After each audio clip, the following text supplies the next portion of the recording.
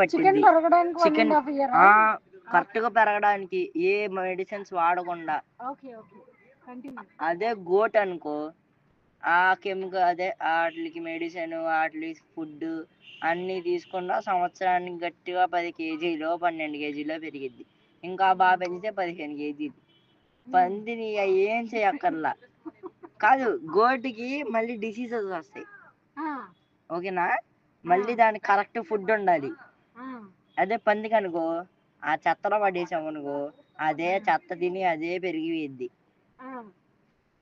ఒక 6 నెలలు గట్టిగా తిరిగేసరికి ఒక 20 కేజీలైనా పెరిగిద్ది. ఆ 26 నెలల తర్వాత ఒక అబ్బాయిని వదిలేసామనుకో ఒక 20 12 పిల్లలు పెట్టిద్ది. ఆ పిల్లల్ని సైడ్ చేసుకుని ఆ పందిని మంచిగా ఒక సంవత్సరం సరే 6 నెలలకు అమ్మేసుకో 60 కేజీలు వచ్చిద్ది.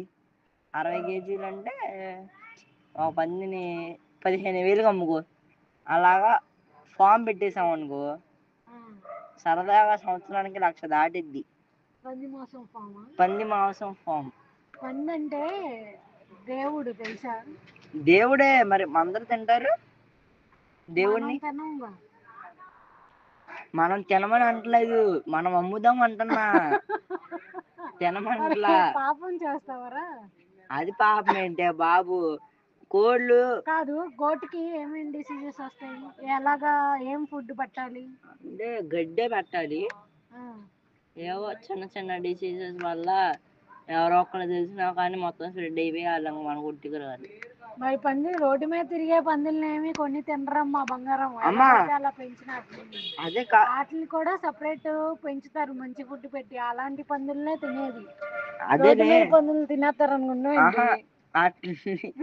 నమ్మడానికి ఆ బుచ్చంతా పీకేసాం అనుకో క్లీన్ ఉండిద్ది పంది. ఆ పందిని వాళ్ళకి ఇచ్చేస్తే మంచి పంది అనుకుని కోసేసి అమ్మేస్తారు. డబ్బులు పాలైపోతారు. జనాలు రోగాలు పాలైపోయి నీకు ప్రాఫిట్స్ వస్తే ఏమి హ్యాపీనెస్ నీకు? ఎందుకు రోగాలు పాలవుతారే బాబు? లాజిక్ ఆలోచించు. నా పిల్లలు ఉన్న ఆ పిల్లలను కూడా పెద్ద చేసి మంచిగా పెంచచ్చు. అలా ఫామ్ చేసి ఇంకా విజయవాడ మొత్తం పందులు నింపేస్తా.